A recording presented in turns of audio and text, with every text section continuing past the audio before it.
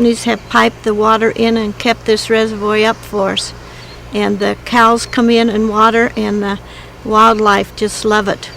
And we have birds, geese, ducks, everything on the reservoir, as well as the rainbow trout in it. They talk about the water. These misters Quinn was talking about. You go out right now, and that's where you'll find the sage hens. That's where you'll find the grouse, where the misters are at. The wildlife, to me, the antelope population down there has exploded in Wyoming. Actually, we've had a considerable increase in the number of deer. Also, bird population has increased quite a bit. Part of the reason is because the water is not only in places like the river down there, the old stock water locations that were primarily fed from like spring runoff and stuff like that. Now there's water there year round, and it's just brought an explosion of wildlife to the area. For many communities in Wyoming, coal bed natural gas development has been a godsend. Besides the beneficial water use, the towns have enjoyed growth in tax revenues, diversified economies, and good-paying year-round jobs. We have property taxes, which of course are taxes levied against real property. Whether it's the property we're standing on, and in the coal bed methane natural gas industry, there is a tax levied upon the value of the coal bed methane removed. That is taxed at the same mill levy as my property is here on the ranch. We also have another very, very significant tax in the state of Wyoming. It's referred to, or I'll call it, a severance tax. In the year 2000, the severance taxes from Sheridan County, which are sent to the state of Wyoming, was $260,000. The severance taxes projected for levying, the severance taxes for 2005 are $19.8 million that are being taken because of coal bed natural gas. Also, the assessed valuation of the county. This is the total assessed valuation of all properties in the county. In 2000, my figures, I go about $145 million. It is projected to be over $550 million for this tax year, which is about a 218% increase in revenues from property in Sheridan County. And coal bed natural gas is contributing over 50% of that dramatic increase. The schools benefit. When I talk about revenue increasing, remember every school district is benefiting likewise with this significant 218% increase. The state of Wyoming, through the vibrant mineral industry, has a huge amount of severance taxes coming in that they're now using to replace and rebuild all the schools in the state of Wyoming without local taxes against the property owner. This is all being done through severance taxes and mineral royalties. The residual water that comes as a result of coal bed natural gas development is water that naturally exists underground. In many instances, the landowners have used the same water since the time of the early settlers. I've seen better water than is coming out of my well right now than is coming out of my personal water well. Much, much better. And so I would love to be able to use some of that water. I would love to have some of the revenue. I would love to see the state have the revenue. The schools need it. Actually, the water comes out of wells here that in the coal veins, and we didn't know anything about coal bed methane at the time, but I've had two different wells I've used with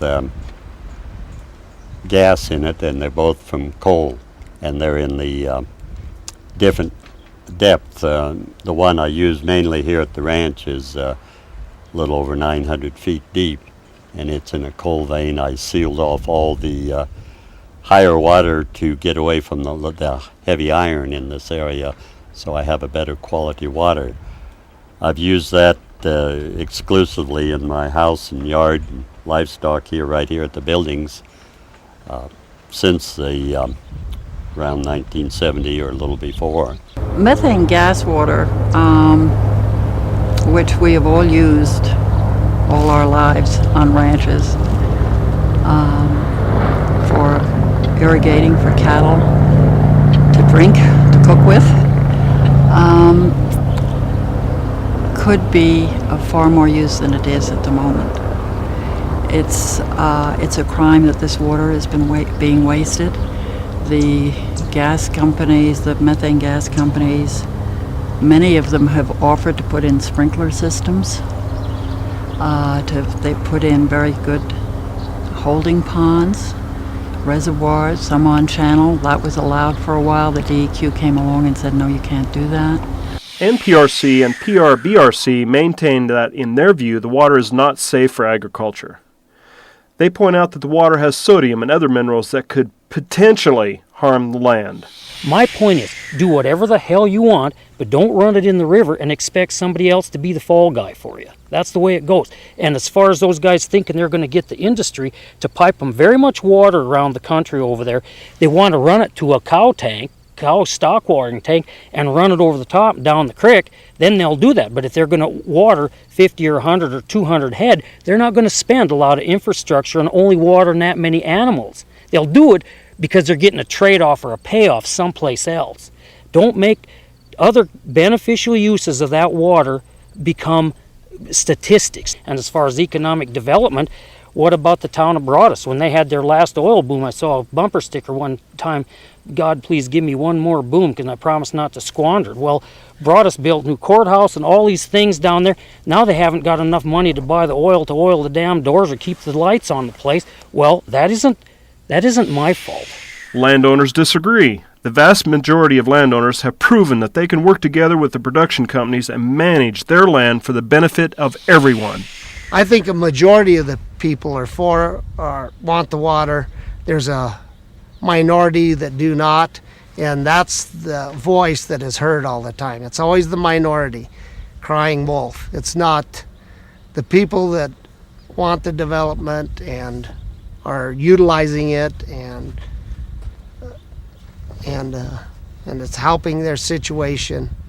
They're not heard. I think it's a matter that all the ranchers here who are involved, whether they own the mineral rights or not, need to spend some time trying to see what it is that the companies want, what they absolutely need, and try and get along with them, as opposed to saying, hand me the check, no, you can't come on.